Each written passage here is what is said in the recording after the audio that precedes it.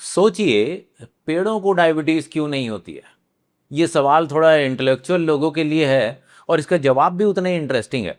देखिए, मैं इसका थोड़ा सा एक पर्सपेक्टिव आपको बताने की कोशिश करता हूँ कि जो ह्यूमन बॉडी है उसमें 0.1% ग्लूकोज होता है, और अगर वो 0.1 से बढ़कर 0.2% हो जाए तो डायबिटीज हो जाती है, ब्लड प्रेशर हो जाता है।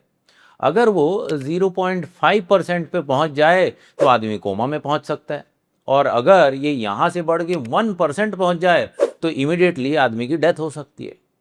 और उसके अपोजिट आप दूसरी तरफ ये शुगर केन का प्लांट देख लीजिए, इसमें 15% शुगर होता है, उसके बावजूद भी इसका कुछ नहीं बिगड़ता। ना इसके पास पेनक्रियाज है, ना इसके पास इंसुलिन है, फिर भी 15% शुगर ये हैंडल कर लेता है। तो ऐसा क्या है? What is the fundamental difference between A plant and an human being, जिसके कारण ह्यूमन बीइंग में थोड़ा सा ब्लड ग्लूकोज लेवल बढ़ता है, सारे ऑर्गन डैमेज हो जाते हैं, और यहाँ पे बहुत सारा शुगर होने के बावजूद भी इसका कुछ नहीं बिगड़ता। तो आज के इस वीडियो में हम इसी टॉपिक पर डिस्कशन करेंगे कि पौधों में डायबिटीज और हाई ब्लड प्रेशर की प्रॉब्लम क्यों नहीं होती, जबकि वो तो दिन रात फोटोसिंथेसिस करके ग्लूकोज ही ग्लूकोज बनाते रहते हैं। नमस्कार दोस्तों, मैं हूं लोकेंद्र तोमर। आप देख रहे हैं channel Diabexi, India number 1 channel for diabetes education. Diabexi Atta is India's first atta backed by published clinical evidence. It is a low glucose load atta, specially designed for diabetes management. A study published in the Journal of Midlife Health confirms that participants using Diabexi Atta got lower HbA1c, lower fasting sugar, and lower PP. The study also found that many participants needed fewer diabetes medicines over time as part of their overall diabetes management program. Use Diabexi Atta daily for better diabetes management. तो आज हम एक सवाल पर discussion कर रहे हैं कि पेड़ पौधों में डायबिटीज क्यों नहीं होती, जबकि पेड़ पौधों में दिन रात फोटोसिंथेसिस करके ग्लूकोज बनता रहता है। तो हम इस प्रॉब्लम को समझने के लिए सबसे पहले डिफरेंस समझते हैं कि जो प्लांट है और जो ह्यूमन है, इन दोनों में क्या डिफरेंस है, ताकि हम इस सवाल के आंसर पे पहुंच पाएं कि पेड़ पौधों में डायबिटीज़ क्यों नहीं होती। तो सबसे पहले हम पेड़ों के बारे में बातचीत करते हैं। तो अगर पेड़ की पत्ती को आप देखेंगे तो इस पत्ती के अंदर एक छोटी सी मशीन लगी होती है जिसको कहते हैं क्लोरोप्लास्ट। और जो ये क्लोरोप्लास्ट है, ये एक मशीन है ग्लूकोज बनाने की। और रॉ मटेरियल क्या चाहिए? ज़मीन से तो ये पानी खींच लेते हैं, और हवा से ये कार्बन डाइऑक्साइड ले लेते हैं, उधर से सनलाइट आ जाती है, तो ये तीन चीज़ों को मिला के ये ग्लूकोज बना लेते हैं, और जो ग्लूकोज है उसी को यूज़ करते हैं। अब किसी भी प्लांट में ग्लूकोज के दो फंडामेंटल यूज़ है। तो ग्लूकोज को यूज़ कैसे करते हैं? तो ग्लूकोज जब बनता है तो ग्लूकोज की चेन बना लेते हैं। तो ग्लूकोज की चेन दो तरीके की होती है। एक ग्लूकोज की चेन होती है जो रस्सी के जैसी होती है, वो फ्लेक्सिबल होती है, आप उसको ऐसे घुमा घुमा के बंडल बना के एक जगह रख सकते हैं। इस जो रस्सी जैसा जो ग्लूकोज की चेन है, इसको कहते हैं स्टार्च, और starch as a energy use होता है, as a source of energy. दूसरा जो ग्लूकोज है वो उसको, जैसे लोहे की रॉड होती है ना, जैसे हम सरिया अपनी बिल्डिंग बनाने में यूज़ करते हैं, तो इस तरीके से ग्लूकोज की एकदम हार्ड और लंबी चेन बनाता है, एकदम स्ट्रेट, जिसको कहते हैं सेल्यूलोज। तो फोटोसिंथेसिस करके एक प्लांट ग्लूकोज बनाता है, और ग्लूकोज की दो टाइप की चेन बनाता है। एक कहते हैं स्टार्च जो एज ए एनर्जी यूज करता है, दूसरों को कहते हैं सेल्यूलोज, और ये एकदम आयरन रॉड जैसे स्ट्रांग होता है, इससे वो अपना स्ट्रक्चरल कंपोनेंट बनाता है। अब सेकंड स्टेप पे आते हैं कि ग्लूकोज जो पत्तियों में बना लेकिन फ्रूट में जाके वो स्टोर होता है, तो कैसे ट्रांसपोर्ट होता है, इस प्रोसेस को हम समझने की कोशिश करते हैं। तो इस ट्रांसपोर्ट को समझने के लिए आप ये समझिए कि जैसे ह्यूमन बॉडी में आर्टरीज और वेन्स हैं ब्लड को ट्रांसपोर्ट करने के लिए, तो उसी का इक्विवेलेंट आप प्लांट में जाइलम और फ्लोएम समझ लीजिए। तो जाइलम का काम है कि नीचे से पानी को लेके वो ऊपर तक लेके जाता है, पत्ती तक, और जो फ्लोएम है उसका काम है कि पत्तियों में जो ग्लूकोज बना, जो मशीन लगी हो क्लोरोप्लास्ट, उसने जो ग्लूकोज बनाया उसको वो ट्रांसपोर्ट करके नीचे की तरफ सब जगह पहुंचाता है। तो जाइलम फ्लोएम, ये दो चीज़ें हो गई। अब जो ग्लूकोज मॉलिक्यूल है उसका जो ट्रांसपोर्टेशन है वहाँ क्लोरोप्लास्ट पत्ती से फ्रूट के पास में आना है। तो ग्लूकोज का जो ट्रांसपोर्टेशन है वो बहुत ही डेंजरस काम है, क्योंकि glucose is a very highly reactive chemical. तो इसकी एक एनालॉजी लेके हम समझेंगे तो हमारे लिए ज़्यादा अच्छा रहेगा। जैसे कि फूड में 3 कंपोनेंट होते हैं भाई, एक कार्बोहाइड्रेट हो गया, एक फैट हो गया, एक प्रोटीन हो गया, ठीक है। तो ये इन चीज़ों को हम समझते हैं कि ट्रांसपोर्टेशन के समय इसका क्या रोल है। तो मैं एक एनालॉजी लेके इसको आपको समझाने की कोशिश कर रहा हूँ, और माफ़ कीजिएगा ये थोड़ा कुछ लोगों को इनएप्रोप्रिएट लग सकता है। अगर आपको इनएप्रोप्रिएट लगे तो मैं आपसे माफ़ी चाहता हूँ, लेकिन मुझे लगा कि ये जो तरीका है बहुत इंटरेस्टिंग है और बड़ी आसानी से समझाया जा सकता है। तो हम ग्लूकोज का जो मॉलिक्यूल है उसको एक राक्षस के तरीके से देखते हैं कि एक राक्षस है, बहुत एंग्री है, बहुत पावरफुल है। और दूसरी तरफ हम प्रोटीन को देखते हैं कि प्रोटीन एक सुंदर सी लड़की है, छुई मुई सी है, दुबली पतली सी है, बहुत खूबसूरत है। तो ये प्रोटीन हो गया। तो ये जो राक्षस है ये इस जो प्रोटीन जो लड़की है इसकी तरफ बहुत अट्रैक्टिव रहता है। तो जैसे ही लड़की दिखती है वो उसके पास उसको पकड़ने के लिए पहुंच जाता है, ठीक है। तो अब जो ग्लूकोज क्लोरोप्लास्ट में बना वो फ्रूट तक आना है और वो ये फ्लोएम के थ्रू फ्लो करना है, और रास्ते में कुछ कुछ प्रोटीन के मॉलिक्यूल भी हैं। तो अब क्या प्रॉब्लम क्या होती है कि जैसे ग्लूकोज का जो राक्षस है वो चलता है और जैसे ही लड़की देखता है वो लड़की को जाके पकड़ लेता है।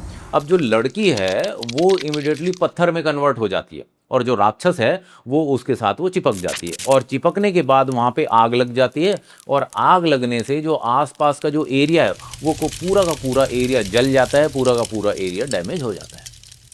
अब हम इसको बायोलॉजी के एंगल से देखते हैं कि जो ग्लूकोज है वो हाईली रिएक्टिव मॉलिक्यूल है, और वो प्रोटीन के पास जाके जैसे ही प्रोटीन के साथ एक बॉन्ड बनाता है जिसको ग्लाइकेशन कहते हैं, और जब ये ग्लाइकेशन होता है जो प्रोटीन में स्ट्रक्चरल चेंज हो जाते हैं, प्रोटीन की जब स्ट्रक्चर चेंज होता है, जैसे हमने कहा प्रोटीन पत्थर का बन गया, तो वो स्ट्रक्चरल चेंज होते हैं, और स्ट्रक्चरल चेंज होने के कारण उसके यूजेस जो हैं गड़बड़ हो जाते हैं।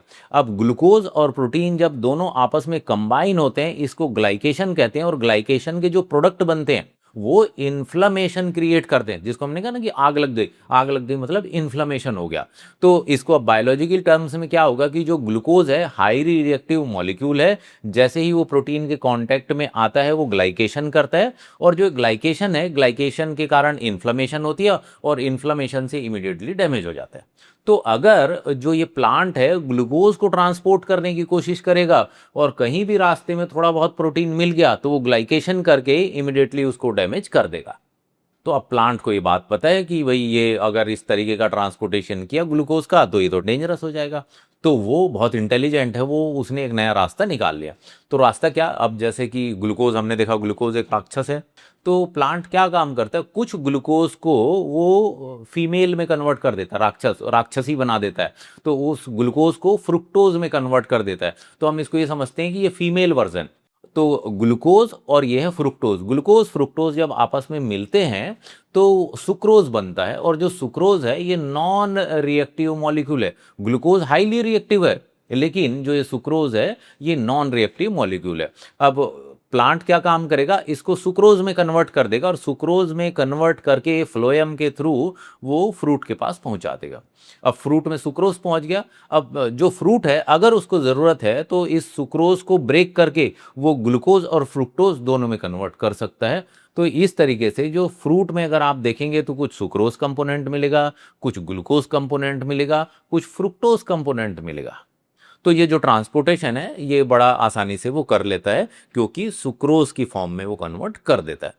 अब हम ह्यूमन बॉडी की तरफ चलते हैं और इस डिफरेंस को समझने की कोशिश करते हैं। जैसे हमने देखा कि जो प्लांट है उसका स्ट्रक्चरल कंपोनेंट भी ग्लूकोज है और उसका एनर्जी कंपोनेंट भी ग्लूकोज है, लेकिन अगर आप ह्यूमन बॉडी में देखेंगे तो ह्यूमन बॉडी का जो स्ट्रक्चरल कंपोनेंट है वो फैट एंड प्रोटीन है, और हमारी बॉडी का जो मेन एनर्जी कंपोनेंट है वो भी फैट एंड प्रोटीन ही होना चाहिए, क्योंकि जो ग्लूकोज का कंपोनेंट है वो 0.1% है। अब हम राक्षस वाली एनालॉजी लेके इसमें चलते हैं। जैसे हमारी बॉडी तो प्रोटीन से बनी हुई है और ग्लूकोज है राक्षस, तो इसको एनालॉजी को कुछ ऐसे लीजिए कि एक गर्ल्स हॉस्टल है, उसमें बहुत सारी खूबसूरत लड़कियां रहती हैं और ये राक्षसों की सेना आ जाती है, और राक्षसों की सेना उस गर्ल्स हॉस्टल में घुस जाती है और एक एक राक्षस एक एक लड़की को पकड़ लेता है। जैसे ही लड़की को टच करता है लड़की वो पत्थर की बन जाती है, दोनों आपस में चिपक जाते हैं, उसमें आग लग जाती है। तो क्या होगा, पूरे पूरे गर्ल्स हॉस्टल में आग लग जाएगी और पूरी की पूरी बिल्डिंग जो है खत्म हो जाएगी। अब इसको बायोलॉजी के एंगल से समझते हैं कि जैसे बहुत ज़्यादा ग्लूकोज सपोज कीजिए किडनी में चला गया, अब किडनी किस चीज़ का बना हुआ है? किडनी बना है प्रोटीन का, वहाँ बहुत सारा प्रोटीन है, तो ग्लूकोज प्रोटीन के साथ जाता है, वहाँ पे चिपक जाता है, ग्लाइकेशन हो गया। जैसे ही ग्लाइकेशन हुआ तो ग्लाइकेशन को जो प्रोडक्ट है ये इन्फ्लेमेशन क्रिएट करता है, इन्फ्लेमेशन होगा मतलब आग लग गई, वो डैमेज हो गया, तो क्या हो गया? अब किडनी डैमेज हो गई। तो हमारी बॉडी बहुत ज़्यादा ग्लूकोज हैंडल करने के लिए नहीं बनी है, क्योंकि हमारी बॉडी में बहुत प्रोटीन है और ये प्रोटीन जैसे ही ग्लूकोज के कांटेक्ट में आता है ये ग्लाइकेशन करता है, ग्लाइकेशन का जो प्रोडक्ट है वो इन्फ्लेमेशन क्रिएट करता है और इन्फ्लेमेशन से डैमेज हो जाता है। तो प्राइमरी आप ये डिफरेंस ये देखें कि हमारी बॉडी का primary source of fuel fat and protein होना चाहिए, क्योंकि हमारा जो प्राइमरी स्ट्रक्चरल कंपोनेंट है वो फैट एंड प्रोटीन है, जबकि प्लांट का जो प्राइमरी स्ट्रक्चरल कंपोनेंट है वो ग्लूकोज है। इसलिए अगर हमारी बॉडी में ग्लूकोज बढ़ा तो डैमेज होगा, प्लांट की बॉडी में ग्लूकोज बढ़ा तो डैमेज नहीं होता, क्योंकि वो उसका स्ट्रक्चरल और एनर्जी कंपोनेंट वही है। तो ये तो हमने डायबिटीज की बात देखी, अब हम इसका ब्लड प्रेशर वाला कंपोनेंट भी देख लेते हैं। तो जो ग्लूकोज है अब वो क्लोरोप्लास्ट से यहाँ पे ट्रांसफर होना है फ्रूट के पास में, ठीक है। अब जो ग्लूकोज है उसका ऑस्मोटिक प्रेशर बहुत ज़्यादा होता है, तो ग्लूकोज मतलब ये समझ लीजिए कि वो राक्षस है जो बहुत पानी पीता है।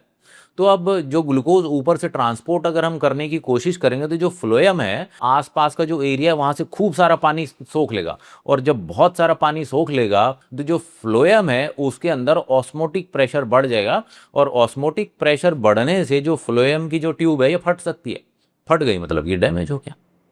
तो प्लांट क्या काम करता है? प्लांट बहुत इंटेलिजेंट है, वो ग्लूकोज को फ्रुक्टोज में कन्वर्ट करता है, एक ग्लूकोज एक फ्रुक्टोज को आपस में चिपकाता है, सुक्रोज बनाता है, वो सुक्रोज को फ्लोएम के थ्रू फ्रूट के पास में लेके जाता है। तो जो सुक्रोज है वो नॉन रिएक्टिव है, वो ज़्यादा पानी की भी उसको ज़रूरत नहीं है। तो जब वो ग्लूकोज को ट्रांसपोर्ट करता है तो ऑस्मोटिक प्रेशर बढ़ेगा, लेकिन अगर वो सुक्रोज को ट्रांसपोर्ट करता है तो ऑस्मोटिक प्रेशर नहीं बढ़ेगा। तो फंडामेंटल डिफरेंस क्या हुआ कि प्लांट फोटोसिंथेसिस करके ग्लूकोज जरूर बनाता है, लेकिन उसका जो ट्रांसपोर्टेशन है वो सुक्रोज के रूप में करता है। लेकिन फंडामेंटल डिफरेंस अब ह्यूमन बॉडी में क्या है कि हमारी बॉडी में ग्लूकोज बहुत कम क्वांटिटी में होना चाहिए, और हमारी बॉडी में ग्लूकोज ही फ्लो करता है, हमारी बॉडी में सुक्रोज फ्लो नहीं करता। अगर आप ह्यूमन बॉडी में सुक्रोज डालेंगे तो वो उसको ब्रेक करके ग्लूकोज और फ्रुक्टोज में कन्वर्ट करेगा, और हमारा लीवर इस फ्रुक्टोज को भी ग्लूकोज में कन्वर्ट कर देता है। तो हमारी बॉडी में ग्लूकोज ही फ्लो करता है, और ग्लूकोज जब फ्लो करता है इसीलिए 0.1% है। अगर ग्लूकोज की कॉन्सेंट्रेशन बढ़ती है तो क्या होगा? अब मान लीजिए आर्टरीज हैं, आर्टरीज में ज़्यादा ग्लूकोज आ गया तो ग्लूकोज आके क्या काम करेगा? आसपास से बहुत सारा पानी खींचेगा, ऑस्मोटिक प्रेशर बढ़ेगा, ऑस्मोटिक प्रेशर बढ़ेगा मतलब ब्लड प्रेशर बढ़ जाएगा। तो फंडामेंटली डिफरेंस एक पेड़ में और एक ह्यूमन बीइंग में वो ये डिफरेंस है कि हमारी बॉडी ज़्यादा ग्लूकोज को हैंडल करने के लिए नहीं बनी है, हमारी बॉडी फैट एंड प्रोटीन से बनी है। इसलिए हमारी डाइट का जो मेजर पोर्शन है वो फैट एंड प्रोटीन होना चाहिए। कार्बोहाइड्रेट जितना ज़्यादा बढ़ेगा, जितना ज़्यादा ग्लूकोज हमारी बॉडी में जाएगा उतना ज़्यादा, क्योंकि बॉडी में सब जगह प्रोटीन है, ग्लूकोज और प्रोटीन मिलके ग्लाइकेशन होगा, उससे इन्फ्लेमेशन होगी और उससे ऑर्गन डैमेज होगा। तो आपको जो अपनी डाइट है उसमें ध्यान रखना है कि आपकी डाइट का ग्लूकोज लोड ज़्यादा ना हो। जितना भी आप ग्रेन खाते हैं, चाहे वो आप समझ लीजिए गेहूं खा रहे हैं, बाजरा खा रहे हैं, या चावल खा रहे हैं, या दालें खा रहे हैं, इन सब में कार्बोहाइड्रेट कंटेंट बहुत ज़्यादा होता है, इसका ग्लूकोज लोड हाई होता है। इसकी बजाय अगर आप लो ग्लूकोज लोड आटा खाएंगे तो लो ग्लूकोज लोड आटे में ग्लूकोज कम होगा, इससे ग्लाइकेशन होने की पॉसिबिलिटी कम होगी, ब्लड ग्लूकोज नहीं बढ़ेगा और आपकी हेल्थ को मेंटेन करने में हेल्प करेगा।